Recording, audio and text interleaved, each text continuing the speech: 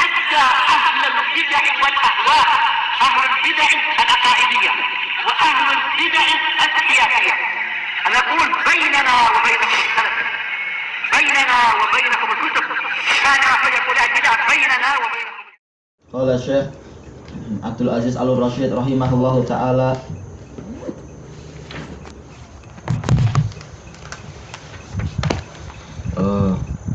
sekarang sampai di mana kita? Qala Ibnul Qayyim ya. Qala Ibnul Qayyim rahimahullah, muka surat 65 betul.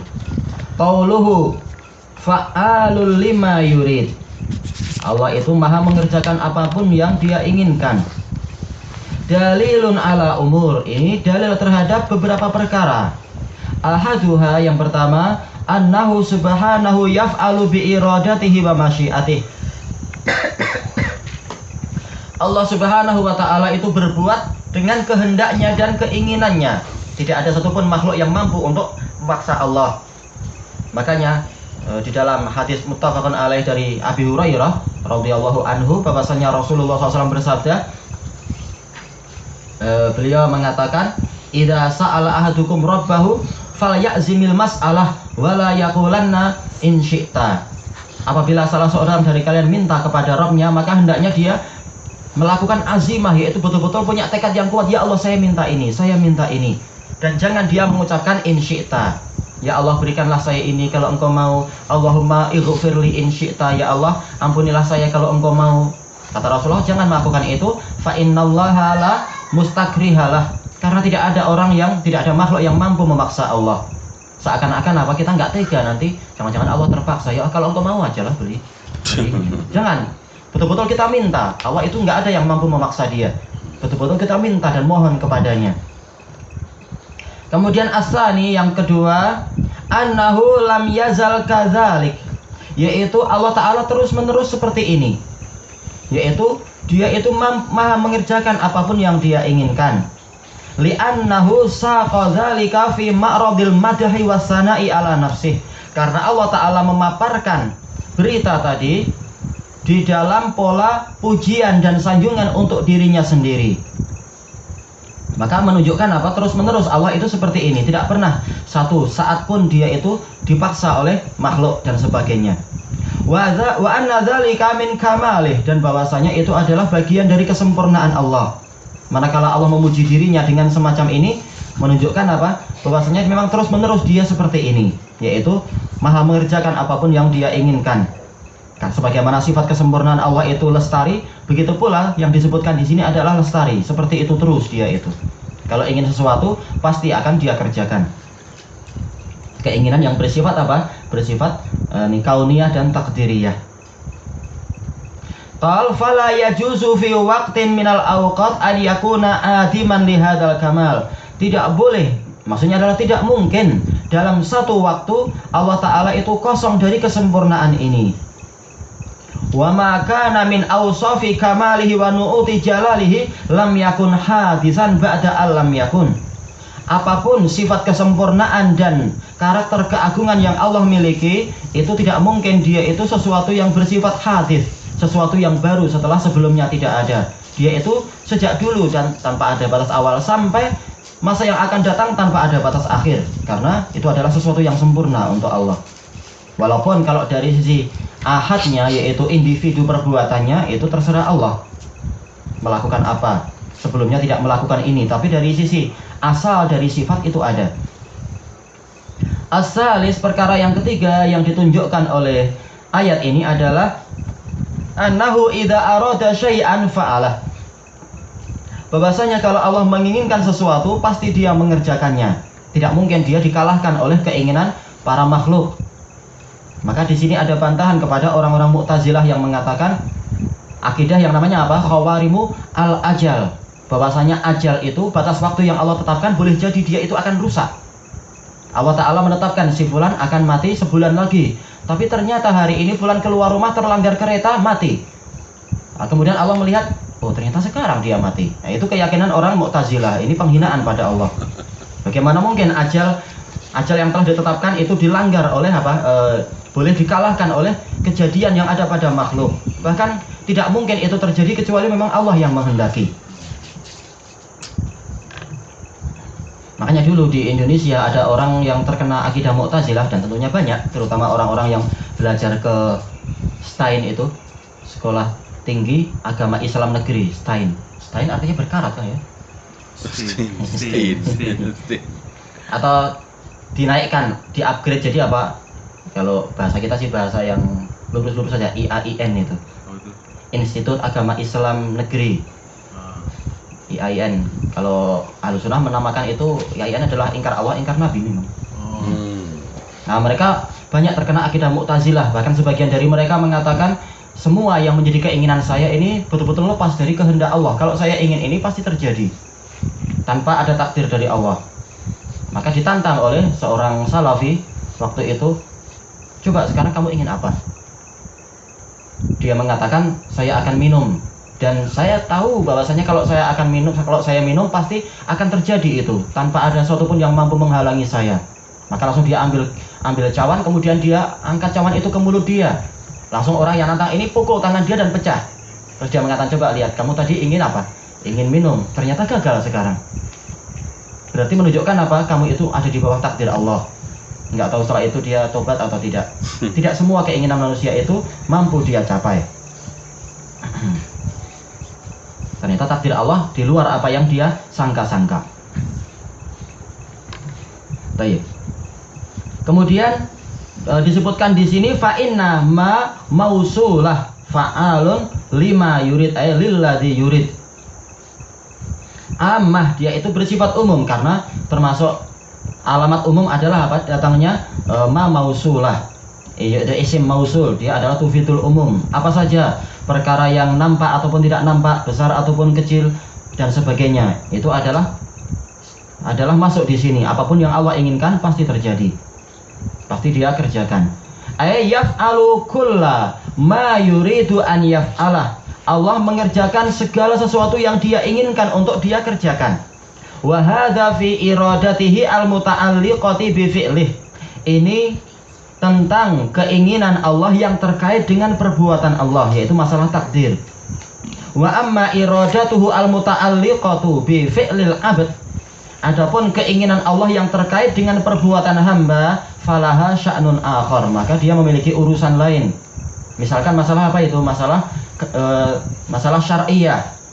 Allah ingin hamba itu apa? Beribadah kepadanya, bertakwa kepadanya, sholat, haji. Tapi ternyata apa? Tidak semua hamba itu memenuhi apa yang Allah inginkan. Banyak yang tidak sholat, banyak yang tidak haji. Bahkan banyak yang dia itu sudah puluhan tahun di Mekah, ternyata dia tidak haji juga. Dia cuma sibuk apa? Menjadi istilahnya pemandu taksi, mengambil kesempatan emas. Untuk apa? Untuk mendapatkan uang banyak, tapi haji pun tidak mau. Ini yang dimaksud dengan apa? Masalah iradah syariah. Secara syar'i Allah ingin hamba itu taat, tetapi tidak semua hamba mau taat kepada Allah. Tayyib. Fa innahuna iradatain, karena di sini ada dua jenis kehendak.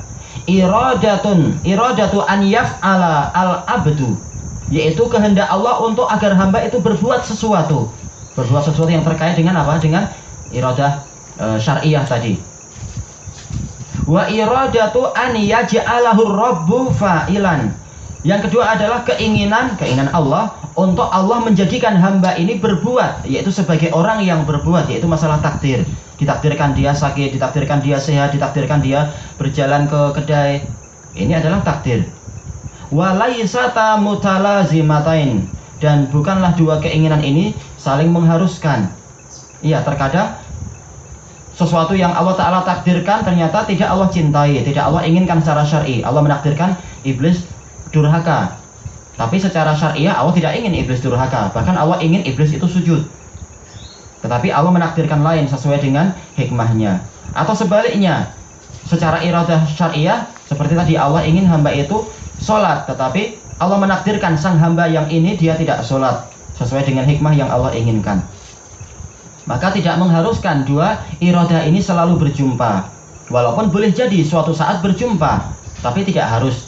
Kapan dia itu berjumpa? Di dalam masalah apa? Keimanan Abu Bakar As-Siddiq. Secara syariat Allah ingin Abu Bakar As-Siddiq beriman, dan secara takdir Allah Ta'ala memang menakdirkan Abu Bakar As-Siddiq itu beriman. Allah Ta'ala tahu isi hatinya, dan Allah Ta'ala beri taufik beliau.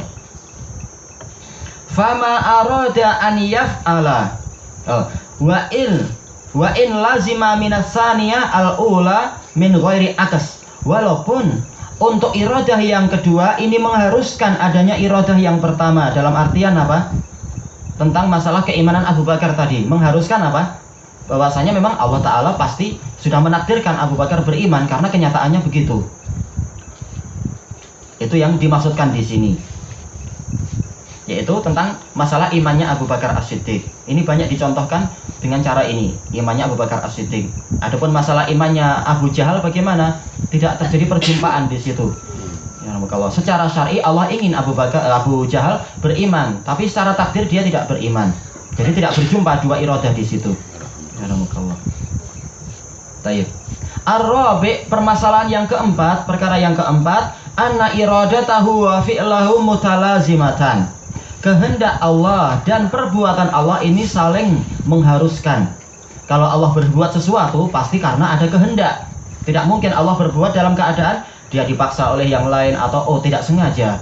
Aku nggak sengaja menciptakan engkau.